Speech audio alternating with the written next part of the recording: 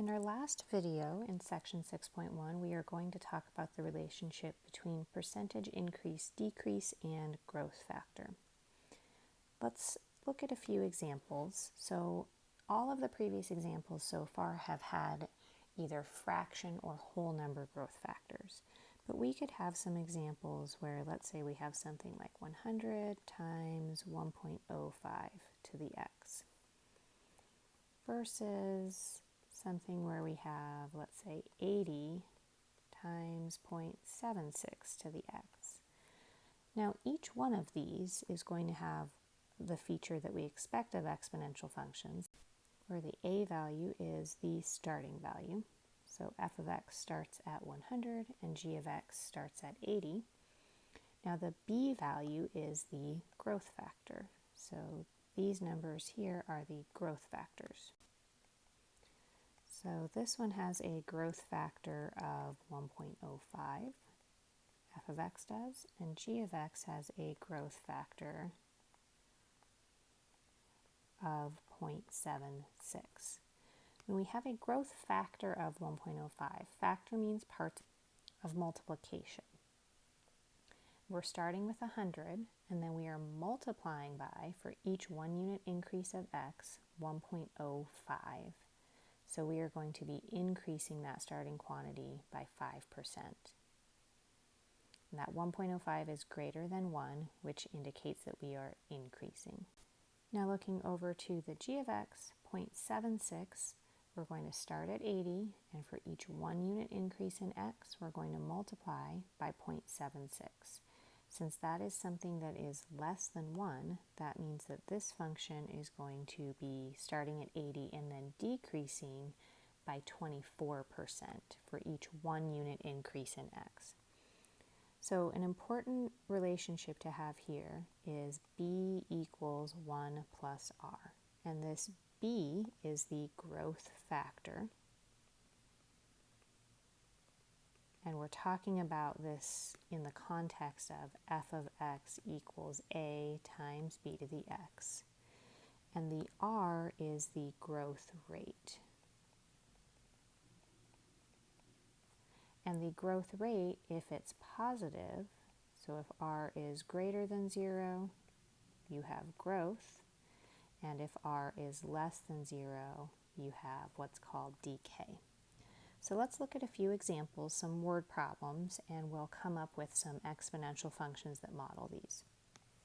So a town currently has a population of 225,000, and the population is declining at a rate of 11% per year. Write an exponential function that gives the population of the town as a function of x years since the population decline started. So we already know that our a value is 225,000. That is the starting quantity. Our growth factor is going to be 1 plus r. We are declining at a rate of 11%, so we are going to add negative 0.11. Another way of thinking of that is subtracting 11%. That is a negative growth rate, but notice that my growth factor is still positive, it's just less than 1. So a growth factor between 0 and 1 with a positive a is decreasing. So let's go ahead and call this p of x for population. So p of x is 225,000 multiplied by 0.89 to the x.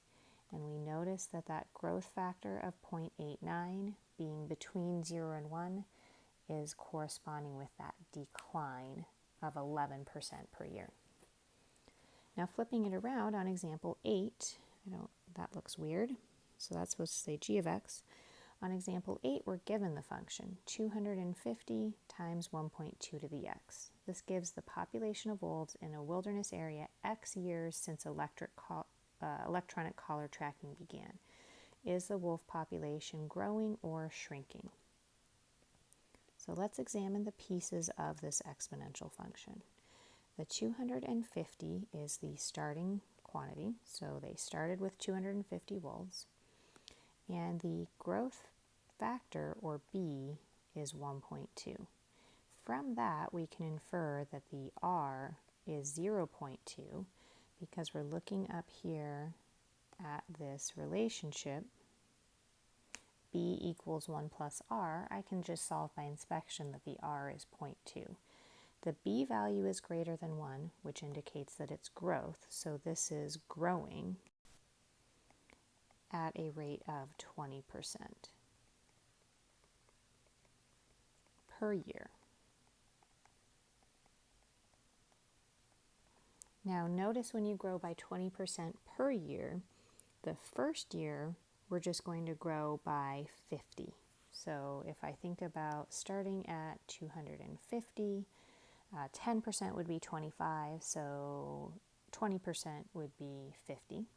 So it's going to grow by 50 the first year, but now we would be at 300, and now 20% of 300 is 60. So the important thing to think about here is with exponential functions, that growth should start to go faster and faster if it's increasing. So we'd be at 0, 250, and then we'd be at 1, 300, and then we'd be at 2, 360, and then we would increase by 72, and so on. Okay, our last example here is taxes. So in Texas, Texas law states the assessed value of a house can be raised no more than 10% per year. If a house was assessed at $250,000 in the year 2000, what is the maximum assessed value in 2020, assuming that they increased the assessed value by 10% per year? And then what is the overall 20-year growth factor? So we are going to use a growth factor of 1 plus 0.10. That 0.10 is my 10% increase. So that means my growth factor is 1.10.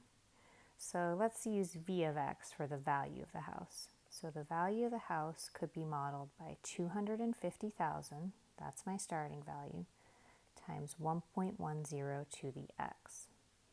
So if I want to know the value in 2020, that's what it says right here. So in 2020, that is an x value of 20. So we want to know v of 20.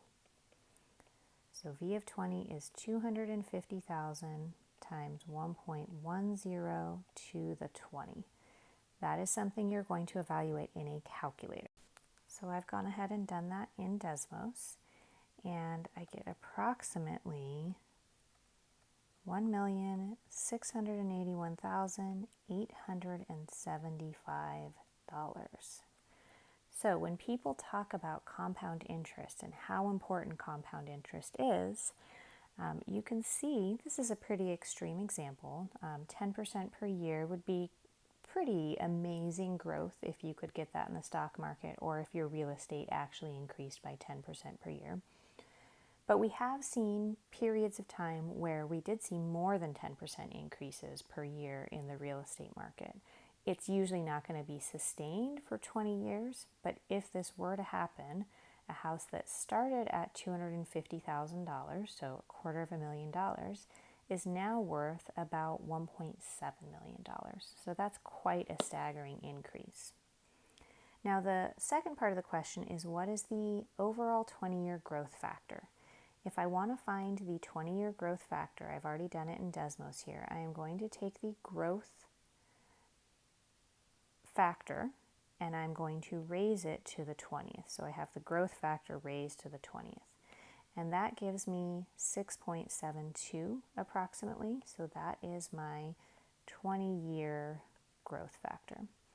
And all that means is that my starting value increased by 6.73 times. So if I take 250,000 and I multiply it by 6.73, that's going to be approximately this 1,681,875.